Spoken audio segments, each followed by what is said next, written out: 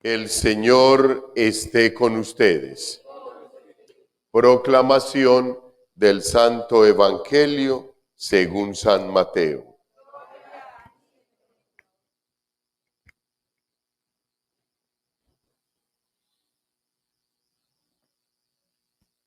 En aquel tiempo dijo Jesús a sus discípulos: Cuidado con que nadie os extravíe. Vendrán muchos usurpando mi nombre, diciendo: Yo soy el Mesías, y extraviarán a mucha gente. Vais a oír estruendo de batallas y noticias de guerra. No os alarméis. Eso tiene que ocurrir, pero todavía no es el final. Se alzarán pueblo contra pueblo y reino contra reino. Habrá hambre, epidemias y terremotos por diversos países. Todos esos serán los primeros dolores. Os entregarán al suplicio y os matarán, y por mi causa os odiarán todos los pueblos. Caerán muchos y se delatarán y se odiarán unos a otros. Aparecerán muchos falsos profetas y engañarán a mucha gente. Y al crecer la maldad, se enfriará el amor en la mayoría. Pero el que persevere hasta el final, se salvará. Palabra del Señor. Bien pueda, tomen asiento, queridos hermanos. Hijos, uno escucha este evangelio y uno dice, ¿y entonces qué hacemos? ¿Para dónde agarramos? Nada de eso, nada de eso. Ojo, miren, es muy bonito. La carta del apóstol San Pablo a los romanos, el texto de la lectura que tenemos hoy, nos cuestiona, nos hace un cuestionamiento. Hay una serie de preguntas donde las primeras se refieren a Dios, que ni siquiera Dios, o que cuál sería de pronto nuestra preocupación, que Dios nunca nos va a alejar de Él, ni nos va a abandonar, porque Él nos creó por amor, Él nos dio a su primogénito, envió a su divino Hijo para que nos redimiera y nos devolviera a la casa del Padre. ¿Cómo va a ser que Él nos vaya a abandonar si antes Él entregó todo lo más grande que tenía, que era a su propio Hijo? Y en la segunda parte de los cuestionamientos nos habla de todo lo que yo les he dicho a ustedes, hijos, que tenemos que estar preparados para cuando llegue el momento de adversidad. Y ahí nos dice, ¿quién podrá apartarnos del amor de Cristo? La aflicción. Les he hablado de la angustia, cuando llegue el momento de la desesperación. Y dice, la aflicción, la angustia, la persecución, el hambre, la desnudez, el peligro, la espada. Como dice la Escritura, por tu causa nos degüellan cada día, nos tratan como a ovejas de matanza. Y queridos hermanos, yo creo que es importante que nosotros podamos encontrar cómo es toda la situación de la vida de fe del ser humano en medio de todas estas situaciones, en medio de estas situaciones de adversidad. Y es donde surge el cuestionamiento en las primeras preguntas que dice, si Dios está con nosotros, ¿quién estará contra nosotros? El que no perdonó a su propio Hijo, sino que lo entregó por todos nosotros. ¿Cómo no nos dará todo Él? ¿Quién acusará a los elegidos de Dios? Dios, el que justifica, ¿quién condenará? Entonces, hijos, nosotros tenemos que tener firmes la fe, porque es que ahí hace referencia a algo que nosotros comúnmente en la sociedad escuchamos. Ahí lo está castigando el Señor. La castigó el Señor. No, hijos, no. El Señor no castiga a nadie. No castiga a sus hijos. Pero si eso lo veíamos ditas antes en el texto bíblico, cuando hablábamos de que Él nos había creado por amor y que por amor Él envió a su divino Hijo para que nos justificara. No.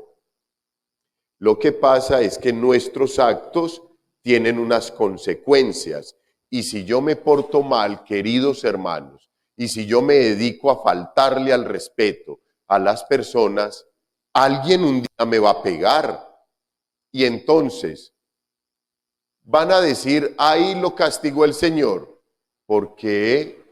El Señor no me está castigando. Son las consecuencias de mis actos, de mis propias acciones. Hijos, si yo me dedico a robar, alguno en algún momento que no se deje robar, me va a dar duro o me va a matar. Y entonces alguien dirá, lo castigó el Señor por toda la maldad que había hecho. No, son las consecuencias de mis actos. Igual, queridos hijos, Dios nos ha regalado una libertad para que nosotros con la libertad optemos por el bien o por el mal. Él ya nos salvó, el Señor Jesús ya nos salvó.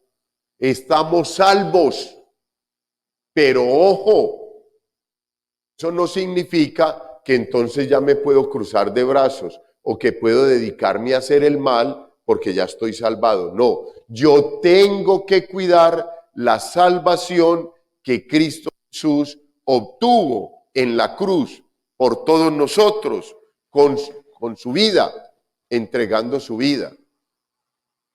Entonces, por eso nosotros tenemos que aterrizar y no seguir de pronto en esa filosofía. Identificar muy bien cuáles son las situaciones, incluso hasta mucho mejor quedarnos callados en un momento de esos.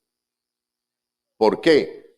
Porque muchas veces uno escucha que dicen, pero hombre, si iba para el colegio, salió de la casa e iba para el colegio y fueron y lo mataron. Ya. Y tú sabes cuál era la vida de esa personita que en ese momento iba para el colegio. Tú sabes con quién andaba, tú sabes qué estaba haciendo, ocultamente qué ha hecho. Los pecados ocultos de los que habla la Biblia son muchos, queridos hermanos, y no lo sabe la sociedad. Y los seres humanos pensamos que nadie lo sabe y que solamente el Señor, o muchas veces que ni el Señor lo sabe, y Él que lo conoce todo en la intimidad, sabe qué es lo que pasa con nuestra vida.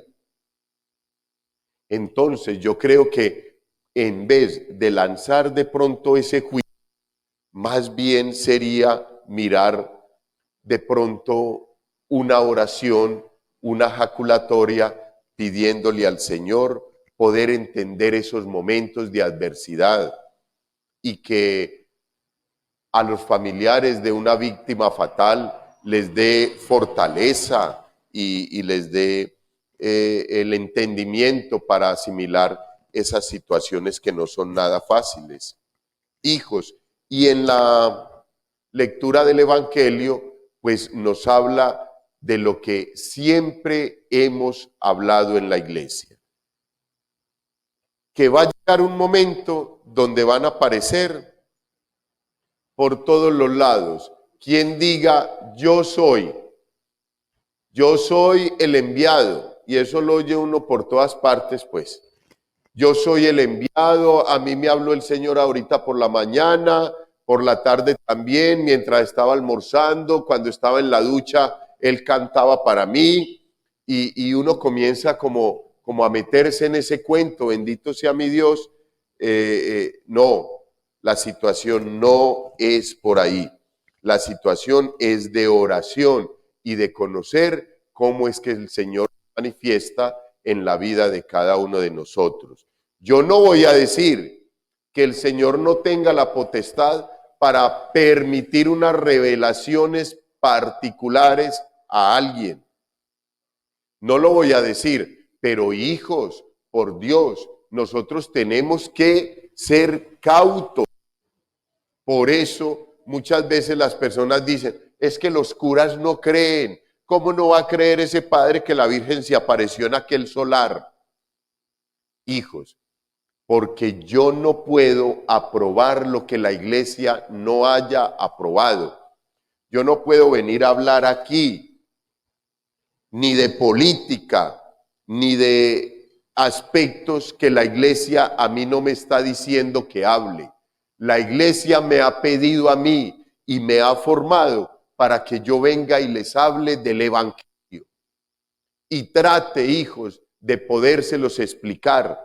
Trate en mi debilidad, en mi fragilidad, en mi ser limitado, acercarme al texto bíblico y poder darles unos conceptos para que ustedes también hagan lo mismo.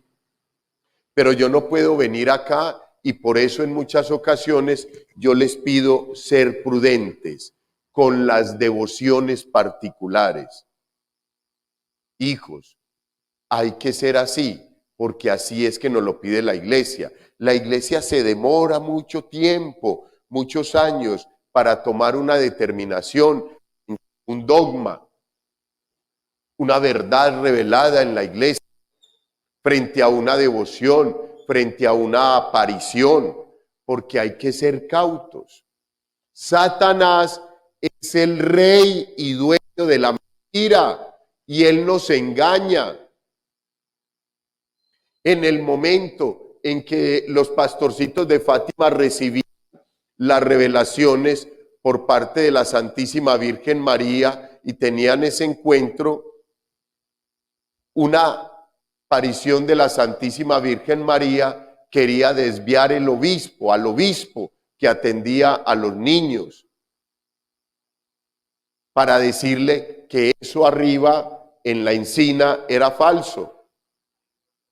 Y este obispo se ha puesto a orar y en el momento en que supuestamente se revelaba la imagen de la Santísima Virgen María, como decían los niños, aparecía con las manitos así. Y el obispo se puso a orar, a invocar el Espíritu Santo de Dios, e inmediatamente vio cómo las manos de la Santísima Virgen María se convertían en garras. Y si uno no tiene la gracia de Dios y uno no vive en estado de gracia, hijos, eso no va a pasar, porque uno inmediatamente se va postrando en cualquier parte y ante cualquier situación. Padres, que a ustedes les falta fe. Hijos, no, es más prudencia. Hay que tener más prudencia.